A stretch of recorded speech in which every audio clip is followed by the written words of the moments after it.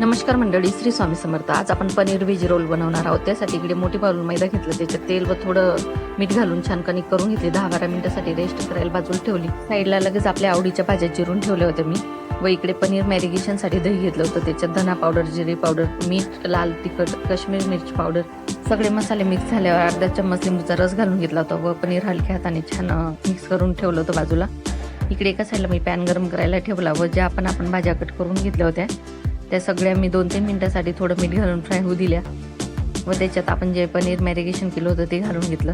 ते 1-1.5 मिनिटासाठी होऊ दिलं व गॅस बंद करून दिलं होतं. त्याच्यात थोडं टोमॅटो सॉस घालून घेतलं. सारण बाजूला काढून ठेवल्यावर इकडे मी छान मैद्याची बारीकसर पोळी लाटून घेतली व तव्यावर थोडं तेल घालून भाजून घेतली होती. तयार झालेल्या पोळीमध्ये मी सारण भरून घेतलं. टोमॅटो सॉस, कांदे घालून छान रोल तयार केला व तव्यावर 1 मिनिटासाठी भाजून घेतला होता. तर रेडी होता आपला रोल. तर अशा झटपट रेसिपीसाठी माझ्या रसभरीत खानदेशी यूट्यूब चॅनलला नक्की सबस्क्राईब करा. धन्यवाद.